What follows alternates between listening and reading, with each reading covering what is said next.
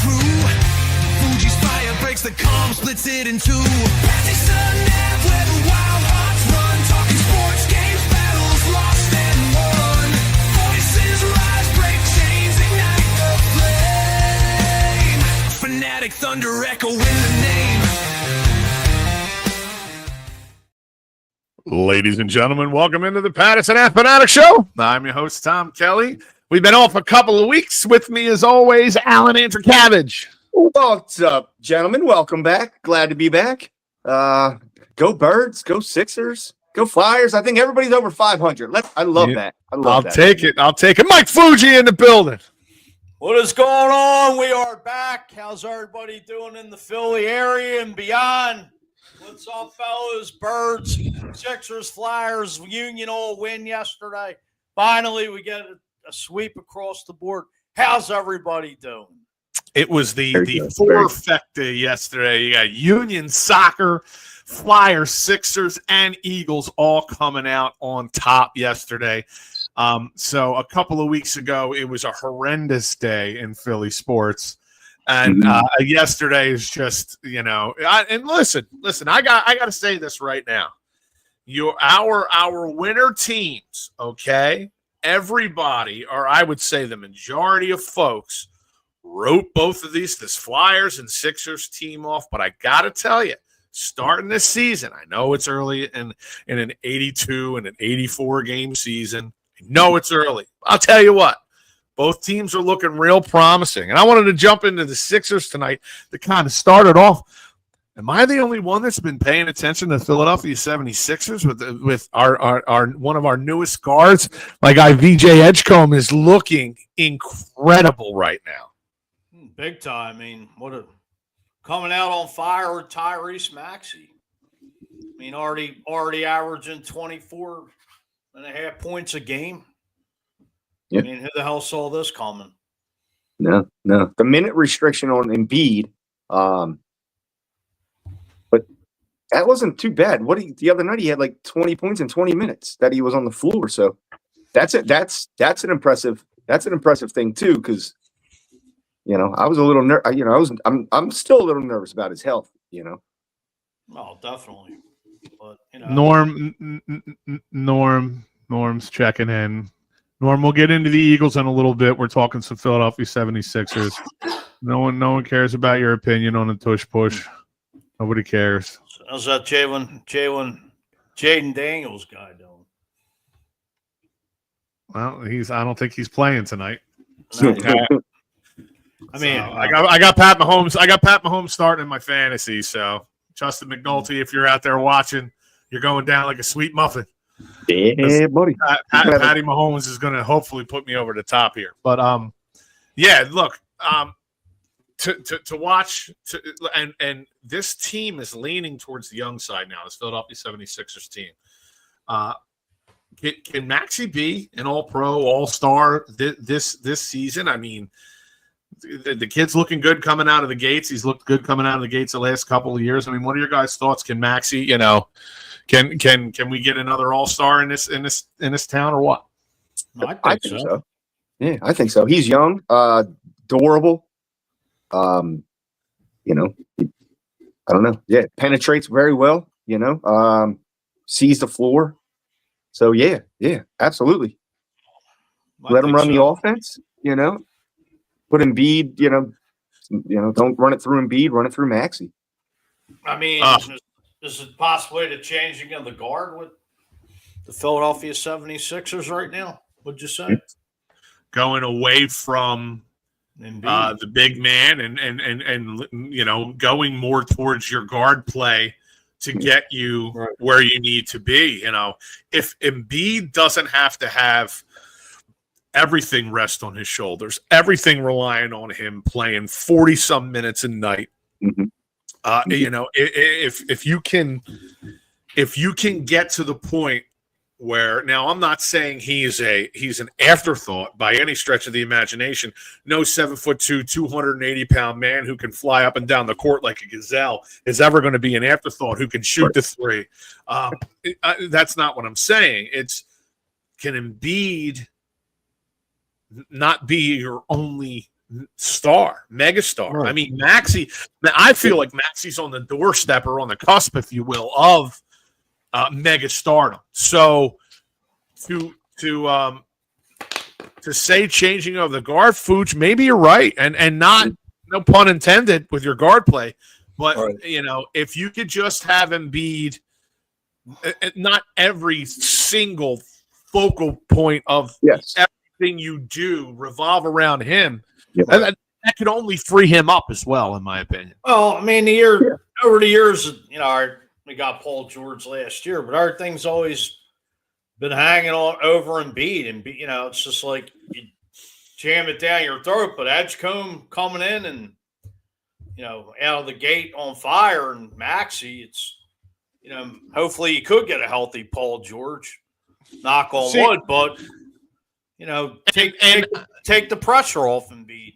Right, and I don't know. Like, obviously, we're Paul George, and unfortunately, because I loved watching Paul George play, but let's be really real. Post injury on the Pacers, Paul George is a completely different human being than pre-injury Paul George. That pre-injury Pacers Paul George was top 5 in the league. Mm-hmm. And I don't think obviously you're never going to see that again. He's much older. Still a really good, more than a role player, but not going to set the world on fire by any stretch of the imagination. No, you're not gonna run your offense through him. I think their best bet is running it through the 2 young kids, letting them set the pace. And like you said, if they can continue to limit Embiid's minutes, so that way when he is on the floor, he's just an added asset, because now you got 3 people you're watching, who can shoot the ball from basically wherever they want to on the floor, as long as they get the look. So, I think that's beneficial. No doubt.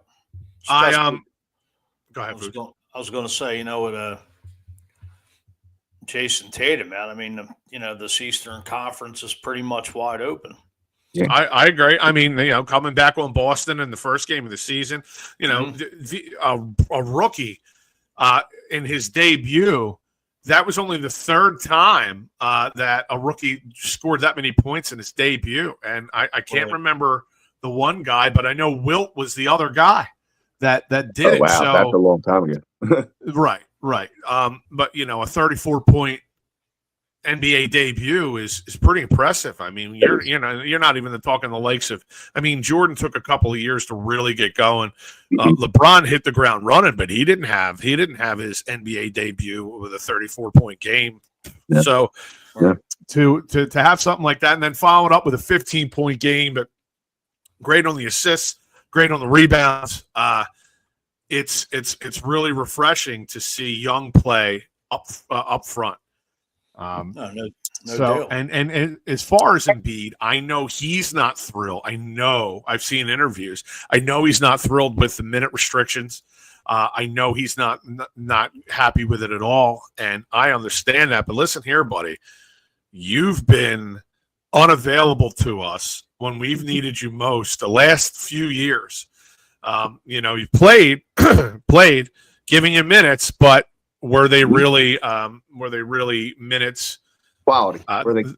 Thank you. Were they quality minutes? I mean, a lot of us will say no. So to see him frustrated about that is good. Okay, if he's one of these guys that's not chirping about his minutes, then you're like, where's his heart at? But can he stay healthy? They're not going to have a minute restriction. They're not going to have minute restrictions on him for the entire year. I know that. So can Joel Embiid stay healthy? Through an 82 game season. No, it's one of the major keys. I mean, especially like we said about Paul George, can he contribute anything, or is he just going to collect a check over the next couple of years? But Embiid, man, can he stay healthy? I don't know, man. I hope he can. got to take care of himself. Right. I like the minutes restriction for now. For now, make sure he is 100% before you unleash him if you're going to unleash him. But like you were saying, Tom, when it comes crunch time in the playoffs, he's either really banged up, so you're only getting 40-50% of what he could actually do out of him because that's all he can physically do. Right. Like that's not the Embiid we need come playoff time. I mean, I don't know. Stay away from Chick-fil-A and stuff, man. My main man Spectre checking in. Go Birds, and VJ Edgecombe is the rookie of the year. I mean, we got 2.5 games of a sample size right now. I don't know what his stats are, Spectre. It's good to hear from you, buddy. Miss you, love you. But we will. I don't know, Fuji. If you want to try and pull that up, I have it up, but I can't.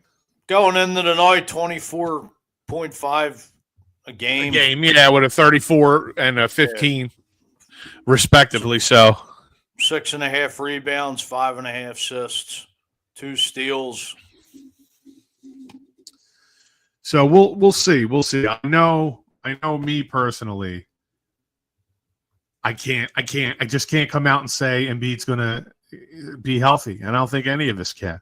No. I think we're all gun shy with that prediction, and understandably so. No doubt. But I'm thrilled at what I'm seeing. I'm thrilled at what I'm seeing from this young team. And with the exception of Embiid and Paul George, maybe Andre Drummond, for the most part, the rest of this team's pretty young. Yeah, we'll see. Currently up 33-28 live score. Yeah, I'm looking at that myself. End of the first quarter. I'll take that. But there's a football team in town that. Who's the football team? Oh, that would be your Philadelphia Eagles. Oh, those guys. You come out, you smack a division rival after let's be honest, a couple of weeks prior they smacked you right in the mouth. So it was nice. It was nice to come out of the gate. It was nice to get a W, a pretty convincing W. And I understand, and I know Normal will put out, and he said that the not strip was a complete bullshit call. I completely agree. Yeah. There was no whistle blown. He was stripped fair and square. His knees were not on the ground. He was still pumping his legs. He did get stripped. They did recover. They did not get the ball. It was complete bullshit, and they absolutely should have. Absolutely should have, in my opinion. I said it as the play happened. No, I don't think it would change the outcome of the game, but I do agree with you that yes, it was definitely a fumble. Oh, yeah. Going back to Minnesota last week, I mean, that's, I was out there, Minnesota, great town. And, it was, it's a pretty hostile environment, even though, a great town. Anybody ever gets a chance to go out to Minneapolis? I was going to say, Fuji, how was your trip out to Minneapolis? You go with Philly Sports Trips? I actually did it on my own, but I ran into Jamie, Philly sports guy, and just hanging out with him, Gail. My man Jamie Paye just celebrated a birthday over the weekend, I believe. Hey, happy birthday! Old head. So happy birthday from the Pattison Ave Phanatics to my man, the Philly sports guy. Yes, sir. Gail was out there, and we were actually hanging out with those guys last Saturday. So it was a great time. Great city. The refs in that game were so bad, and also feels bad for Scatterbo. I'm going to get into Scatterbo in a little bit here, Spectre. Yeah. I'll get into him a little bit down the line here. Did this team exercise their demons this Sunday? Do you guys think? Like, did they? Did you see what you've been looking for from the start of the season? The offense not quite clicking here. Can't get the running game going. Continuity issues in the offensive line. To what you saw yesterday, I mean, it was a pretty well-rounded game. I think this was the best game they played all year, defensively and offensively, hands down. All right, yeah, it's the Giants, but hey, the Giants friggin' embarrassed this team 3 weeks ago. They did. They did the same thing to us 3 weeks ago. That's what I'm saying. The Eagles had to come out and smack this team in the mouth. Yeah. Dude, I think this is the best game that the Patillo has called all year long. There was a lot of things going on under center. Did I get his name right? Patullo, yeah. Patullo, yeah, Patullo. Patillo, tomato. There you go. There we go. But I think it's the best game he called all year long. They were doing things under center, out of the shotgun. A lot of different schemes on the offensive side. They got the running game going. With two guys, man. Two guys had over 100 yards. I'll get there for sure. So, yeah, I think it was. I agree with Fuji all around. They showed up to play. Finally, they showed up to play and gave us what we were hoping to see. Did this team send a message to AJ Brown? A little bit, like if you talking your smack, we don't really need you. I didn't think about it, but I mean with the catch that Jahan Dotson made, right? Going to Goddard for 2 touchdowns, 2 tutties, and then Devontae doing Devontae thing. I mean, you're pretty stacked regardless. So I don't know if I would want to come from a place of talking shit to AJ Brown. Like, yeah, we don't need you, but just like, hey, dude, remind yourself. Bear with us a little bit. You're that guy too, and we know it. I don't think I would come from a place of running my mouth. But I mean, it is a team sport, and you you can bet all you want. You get paid. I mean, you made a difference in the Minnesota game last week. Yeah, absolutely. But you can't force AJ Brown the ball just because he wants the ball. But AJ Brown being on the field changes a game. Period. Whether he touches the ball or not. Mm-hmm. Yep. Because you have to respect him. Yeah, but all the damn pouting and me, like, we love you, dude, but shut the flip up already. Yeah. I mean, you're not. There's too many mouths to feed on this offense. There's a lot. I mean, there is a lot. Kind of knew that last year when we brought Saquon in. Yeah. And, but you don't hear anyone else complaining. No one else is complaining. And the run's going to set up the pass. So exactly. Yep. It did yesterday. It did yesterday. It did. Exactly. It did for sure. So let's jump into one of the things that Spectre brought up here.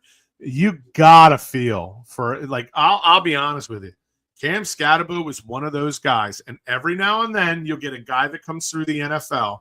Obviously, every star player you would wish they were on your team, but when there are certain guys, their energy, the way they carry themselves, how they are, is what makes you say, man, I wish that guy was on my team. And he is absolutely a guy that I've said pretty much from Jump Street, and Norm was even on him before I was. Norm loved this guy. Yeah. Watching him play, watching his energy, how he interacts with his teammate, how he interacts with his rookie quarterback, and him being a rookie himself. You got to feel for that guy after what happened on Sunday. Oh, definitely. I mean, hell, I drafted him in 2 fantasy leagues. Look at you. Had my eye on him. Well, those leagues are been a nice I hope you got a good waiver wire. Would have been a nice pickup in this Eagles backfield, not to call you off. He would have been. So being down there, we all thought he got hit and it was his head. Right. And we were all like, oh, no. Like, everybody's talking like, yeah, we only gave him like 3 to 5 years in the league, but like really right now, but here. But yeah, we had no clue what it was. They showed nothing. They didn't say anything. But it was nice. There, we had no idea what it was. It was nice to see him get a standing ovation once he got up and got rolling. But like you were saying, we admire him. Like not admire him. We admire the work ethic, that how he plays the game of energy, football. The look he has for. It's obvious this guy loves it. Yeah. He's willing to run through a brick wall on every play. I don't know if you guys heard today, Big Dom took him to pizza I and did. cheesesteaks. Yeah, I heard did. that too. Yeah, I heard that too. Just great. Yep. Yep.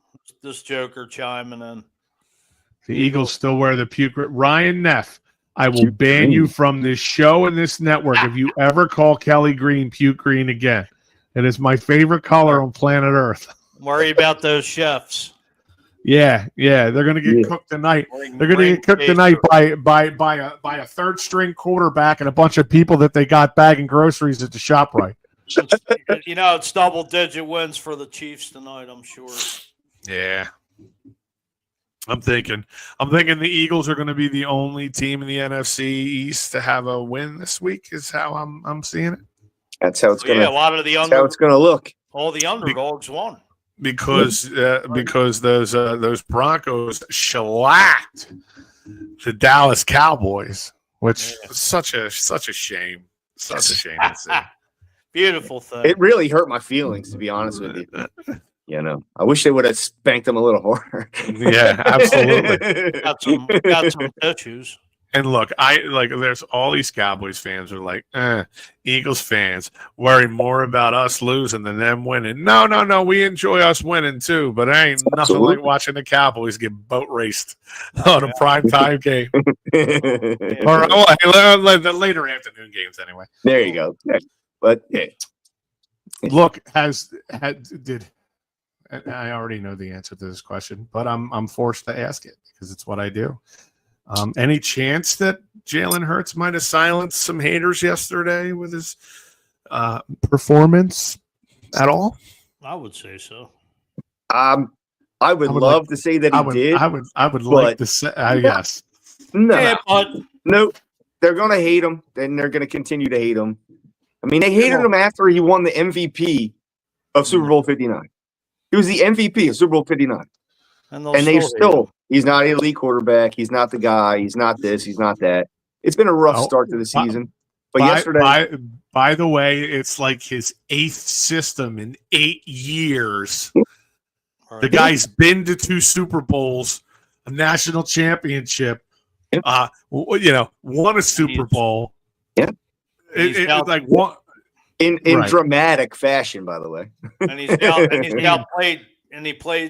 outplayed Patrick Mahomes and everything. Twice.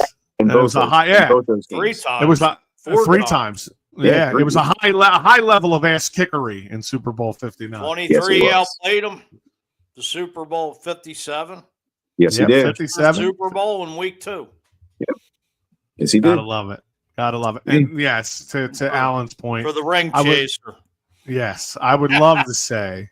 that he would silence a couple haters, but that's just what haters do. They're going to hate. They're going to find reasons, and then they're going to die on those hills. And then when he does exactly what they say he can't do, then there's a reason as to why he was able to do what they say he can't do.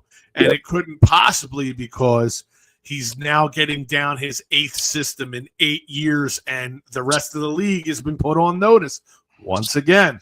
Yep. All right. Yep. And now we're at a bye week to give him more time to prep and get ready for the second half of the season. Like, dude, what are you talking about?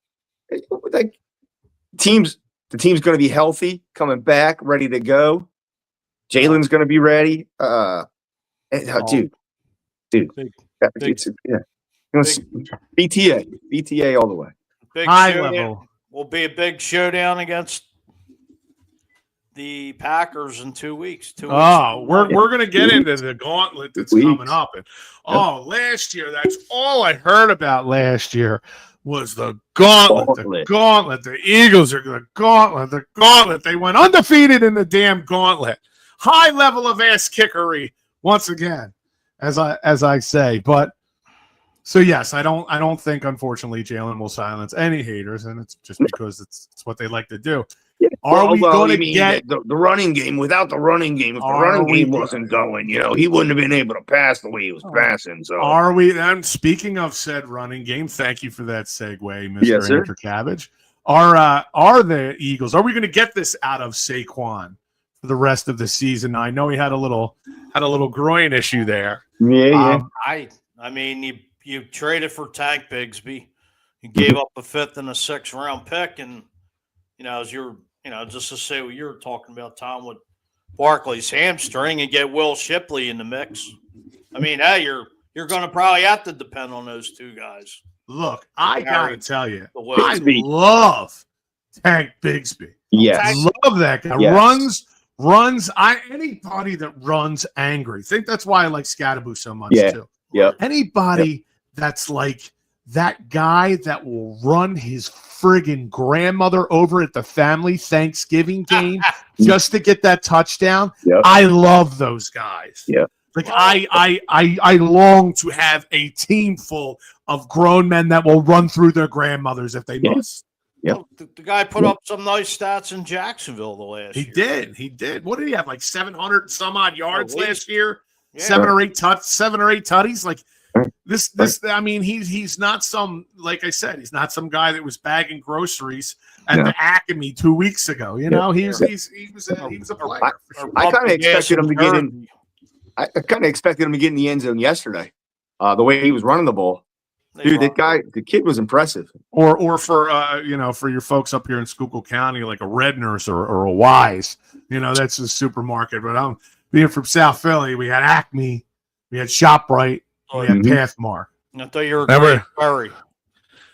Grace Ferry's in South Philly, food. Stop messing with me. I know where the hell it is. You better know where it's at. I'm from the east side of Broad Street. You know that. Yeah, I know. You're from the side of Broad Street that didn't get Spectrum back in the 80s and 90s. You had to come over. Yeah, that's what I meant. Prism. Prism. You had to come over to our side of Broad Street to get Prism. Everybody was going to the Rosewood Tavern because it was the first bar on the west side of Broad.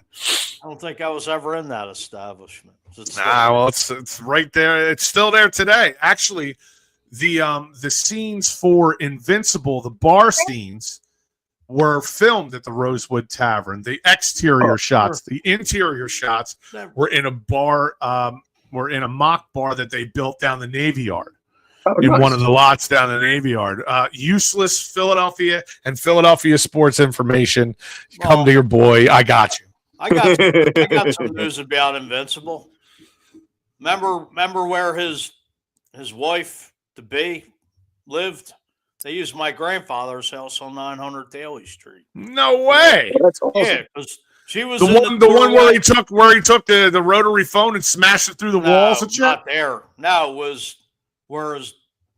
I got you. He was standing in the doorway, and Mark Wahlberg was on the steps because after my grandmother passed, God have mercy on him, they used my grandfather really never did nothing with the house, so they wanted like that 70s look because you could see the back of the door that they used to have, and they used my grandfather's house for a weekend.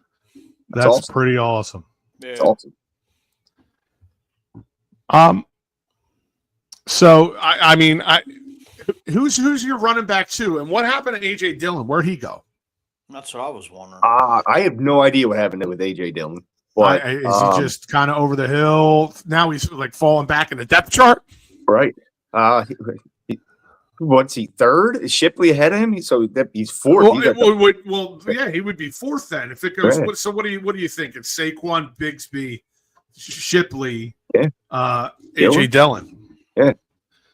I mean, you're just outworked at practice. Right. They would younger guys, a little bit more energy, a little bit more stamina. Yeah. That's your mouth over there. Just getting outworked. And dude, I have nothing wrong with the Tank. No, love being number 2. Let's go. Yeah, even if you want to give Saquon a little time and let that dude run. If after the bye week Saquon's still a little tender, I'm all right with that. I don't know how well Green Bay does against the run, but according to the Eagles depth chart, not to cut you guys off, AJ Dillon is fourth. You did cut me off, and I'm really offended. No, I'm sorry. Easily offended on this show here. Tell me to go pound sand food. You're all good. Go pound sand.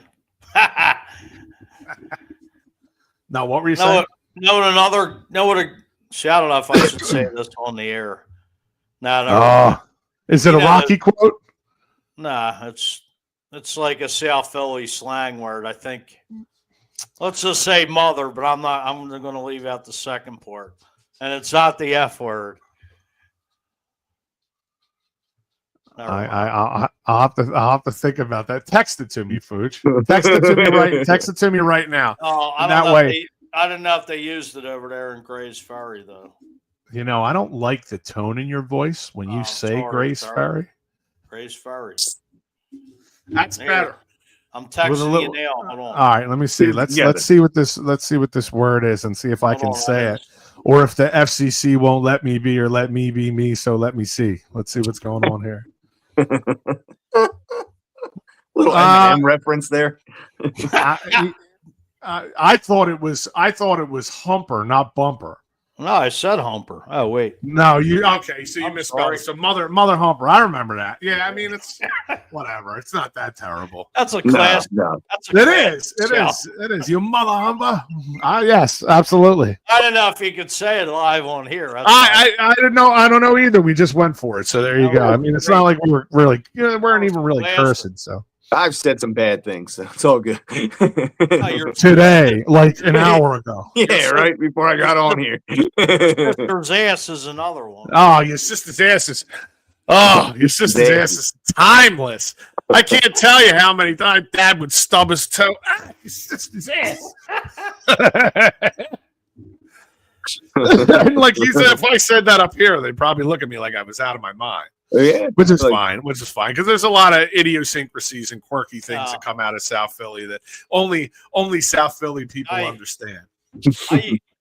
I'm not saying any names of a coworker, but I kind of said that to him earlier last week because he was getting on me. So I said your sister's ass, and he really didn't take too kindly to it. He was actually like offended. I said, dude, it's almost like a term of endearment, sort of. Right. But yeah, no, believe me, I understand. I understand completely. Like even being Irish from South Philly, by proxy, you are indoctrinated into a lot of like your sister's ass didn't come from some Irish guy. Some Italian gentleman said that for sure. Without question. Well, I thought the Irish part of South Philly was like 2nd Street. Down there, all the houses. 2nd Street and 30th Street. Yes. Okay. All right. Second Street. I lived down 2nd Street for a while, and I was in Golden Crown Fancy Brigade for 20 years. I know, and I'm just busting your stones. No, you're good. You're good. No, if I'm not taking offense or anything like that. But yeah, where I'm from. Keep going back and forth to this South Philly stuff. I like it. 30th and Tasker. I was from 30th and Tasker, or 3TO, and people from 2 Street or 2nd Street would call people from 3TO, 30th and Tasker, 3 teeth only, which it's it's funny. Oh man. So that's fine. And when I first moved down to 2nd Street, being from 30th Street, they razzed me, gave me a hard time. I'll tell you this right now, no matter what, I love the fact that I was born where I was. I love where I'm at now. I love my town. I love the folks in my town. I love all these people. But being born and raised in Great Barry, man, it was a great childhood. Around every corner you had a relative. Nobody would let anything happen to you in the neighborhood. Everybody always looked out for you. If you were out of line or you were doing something you weren't supposed to do, but by the time you got home, your parents already knew and had the belt ready. Of course. You better run. But anyway, hold on one second before we continue on here. I'd like to take a minute and hear a word from our sponsors. Are you a woman of 18 years of age or older who has thought about playing football? If so, we're looking for you. The Reading Riveters are the area's first all-female tackle football team, and they are looking for players to add to their current roster. All you need is a willingness to learn, and Bob and Katie McKenzie, owner, coaches, and the rest of their amazing staff will take care of the rest. Come on out to their open workouts on Saturdays from 10 a.m. to noon at Shiloh Hills Park, 303 Sage Drive, Sinking Springs, PA. The Riveters are also excited to announce their combine on Saturday, October 11th from 3 to 6 p.m. So come on out, Test your skills, learn the game, and meet the team. Our coaches will guide you through every step of the way. Come see what you're capable of. Now, obviously, the combine's over now, but Bob and Katie are great. And yes, if you're interested, reach on out to them. All the info is right there in the ad there and scrolling at the bottom of our screen. So check those guys out. Great folks over there.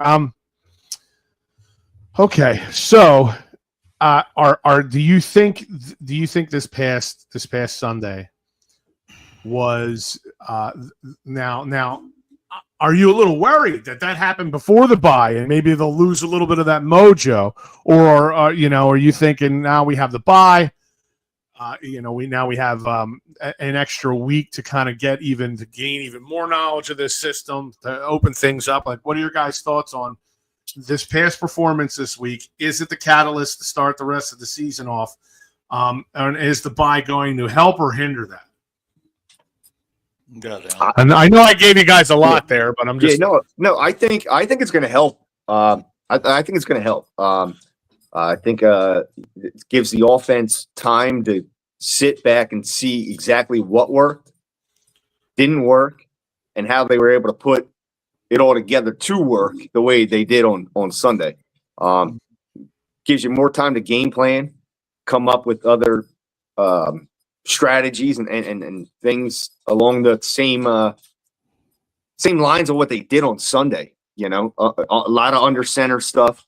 They passed from under center, which they hadn't done stinking all year long. So if they can keep that up and add some more depth of plays, yeah, I think they can just keep rolling this right out. Fooch, how about you, Bob? Yeah, I mean, I don't think it'll stop the momentum. I mean, Dickerson could get healthier.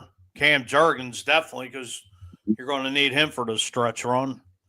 Hopefully that hamstring isn't, too serious with Saquon, and AJ will be back. It'll be 3 weeks. He's really had some rest, and hopefully BG will be able to step in and get some plays in there, maybe a few snaps here and there. But the trade deadline's only like November 7th, so that's another thing we could touch on right now.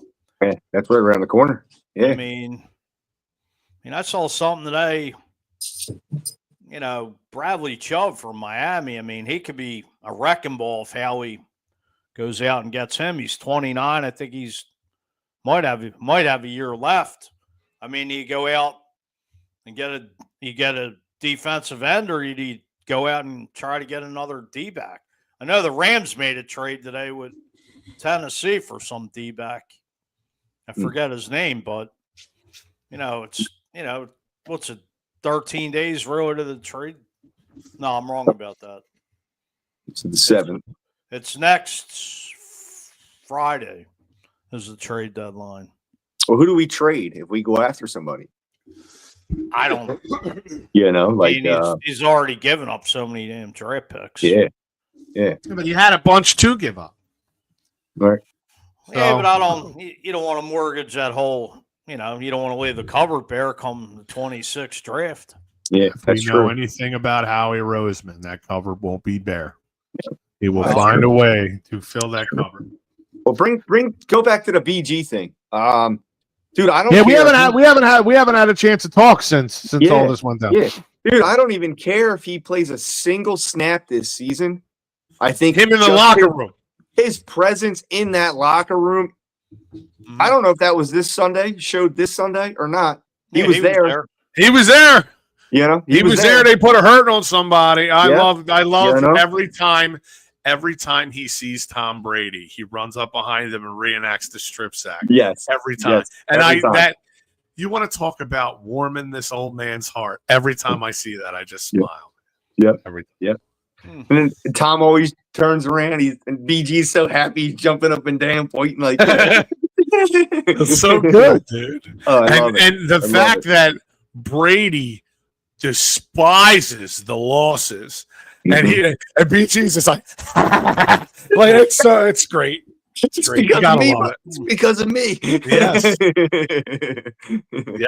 Is that picture over your right shoulder that I'm looking at right Yes, there? sir. Is that what that is? Yes, sir. I There love you go. it. Turn it. Boom, boom. There it is. Strips there. There's a guy, Anthony DeBone, I believe, that writes for the NFL, put out this stat today saying, interesting comparison in 2025. Moro Ajomo. Well, first he has Milton Williams, 3.5 sacks and 25 total pressures and 211 pass rush attempts. And Moro Ajomo having 3 sacks and 28 total pressures and 208 pass rushing snaps.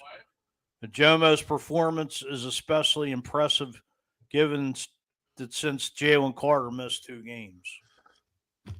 Yeah. Jalen Carter had a big day yesterday coming back. He did. Very disruptive. Yeah. It's what he does though. It's what JC does. Yeah. He just disrupts everything. And with him and Jordan Davis on the front, up front. Nah, but I think, Moro Ajomo, I mean, it was pretty much the guy that was supposed to replace Milton Williams. Yeah. Right. He's filling in quite nicely. They have very comparable stats. I'll tell you, just being in Minnesota last week, and he made some nice plays yesterday. The Kobe Dean's like flying around like he didn't even have that ruptured Achilles. Yep. So nice to see. And now you got Dean, Bond, and Campbell. Yep. Scary linebacking core. Scary. Speaking of Campbell, I got a story for you from last week. So, I come back last Monday night, had a layover in Chicago.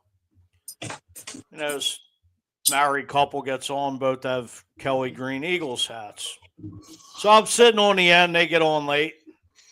They fell asleep for a little while. The gentleman sitting next to me, his wife was against the window. We start, chopping it up about the Eagles. About 5-10 minutes into the conversation, he goes, "I'm Jihad Campbell's father." That's so awesome. So I was like, I did a double take, like, damn, it's matter of fact, we exchanged numbers. Maybe I could get him on here on. I knew it was coming. Fuji is the king of getting Eagles parents on the airwaves. Yeah, man. Yeah, what are the chances of, what the hell? I mean, hopefully, very nice family. He was talking to me about, Nick Saban, with Jihad when he came from Alabama, just saying how nice of a person, how great of a person Nick Saban is. That's awesome. That's good. So, that's good. Yeah. Pretty interesting to like. You are the parent whisperer. Right? I swear. Right? Finds him. Oh, it's coincidental because going to Minnesota, Ed Kracz is on my plane. That's and so it was funny. like, that's funny. Like the first time I did he recognize you? Not at first. I was like, I looked at him like, Ed, because he's been on here a couple times and I've interviewed him, in the past. Which, by the way, Ed Kracz will be on the show next week with us. Can't wait to talk to him. Just to break down the bye and all that. Very cool. Very where cool. The team is in the first half of the season. So if I went to you guys beginning of the year and I was like, look, our bye rolling into what, week 9, where we'd be 6-2 at the bye, would you be all right with that? Absolutely. Yeah. Yeah. 6-2 rolling in the bye. Yeah. 6-2 rolling into the bye, nowhere near clicking on all cylinders yet. Nowhere near. Technically, you should be 7-1 because they gave that Denver game away. Yeah, they cost themselves that game. And they definitely cost themselves that game.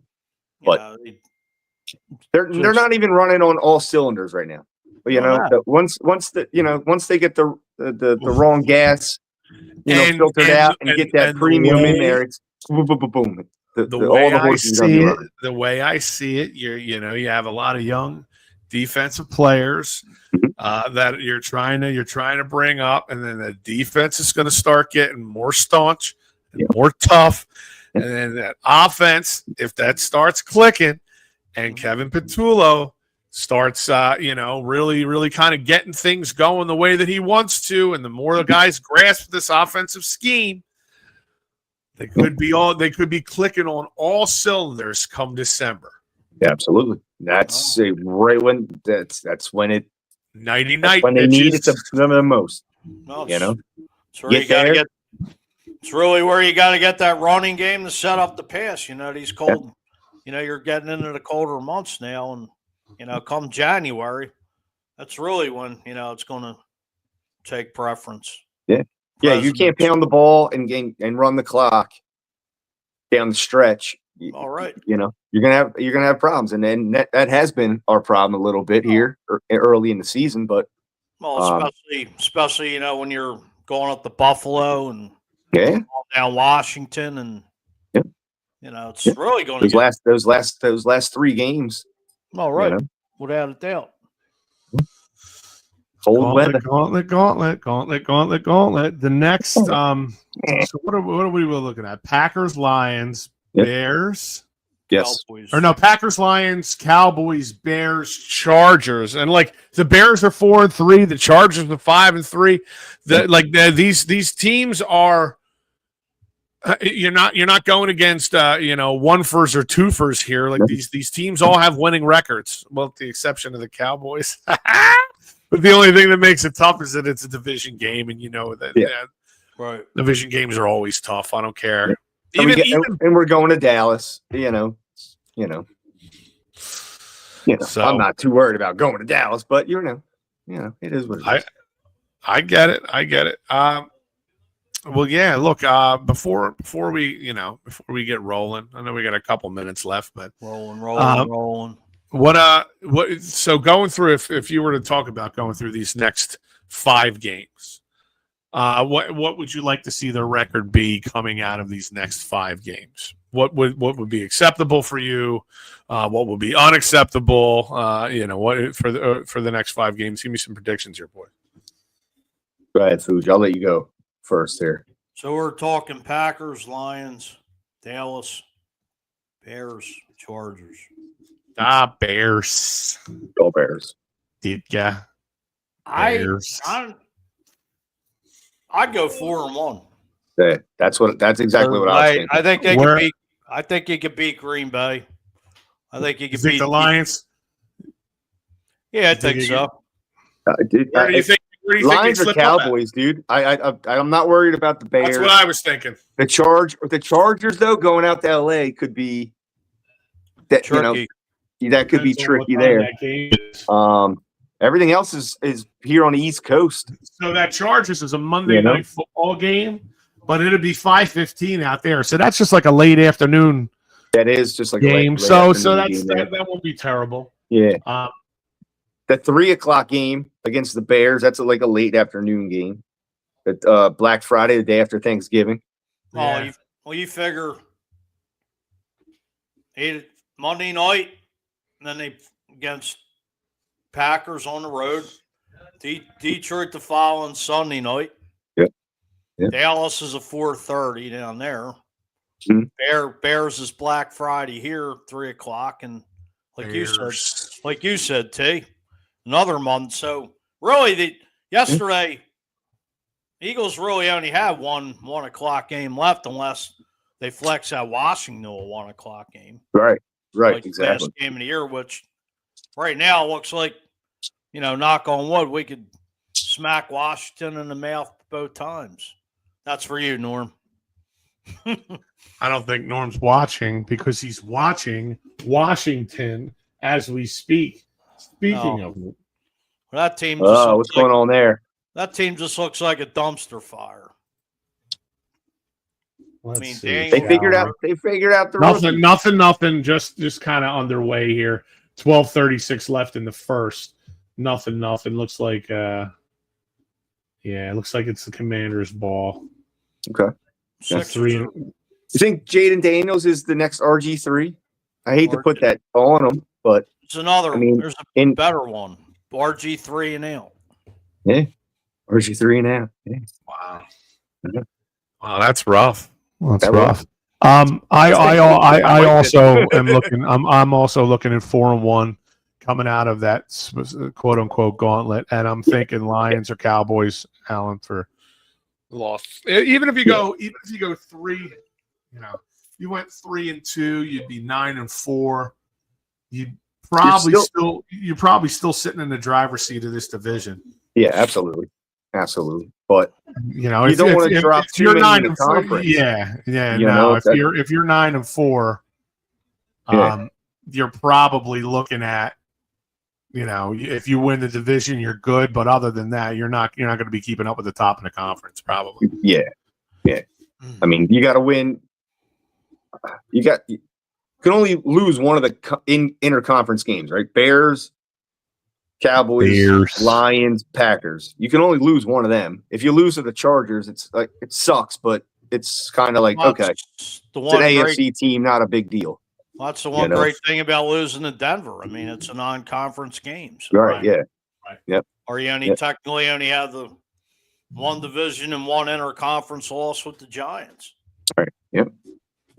I'd be happy we come out, take care of the Packers, take care of the Lions. If we slip to Dallas, it is what it is. Then we got to finish the rest of it. Got to beat the Bears, got to beat the Chargers. I don't want to very winnable games, very winnable games. Yeah, I don't want to slip to Dallas, but coming off a tough game because the Lions is going to be a tough game. That's going to be a massive. That's going to be a tough game. That's going to probably be the next biggest game of the year. Green Bay and then back to back, 2 powerhouses in that NFC North. Yeah. Yep. So yeah. Well, look, boys, our first show back in a couple weeks. I got election coming up here this Tuesday, so I don't know what coming Monday, my timing and schedule. I know we're supposed to have Ed Kracz coming on. I'm going to do everything in my power to be here. I know it's the night before election night, so it's going to be crazy. So maybe I'll let you boys jump in the driver's seat for that show. Yeah, just run with it. But as long as I can get it all. Now we can run through it. No worries. I got it. Steel trap up there. I love it.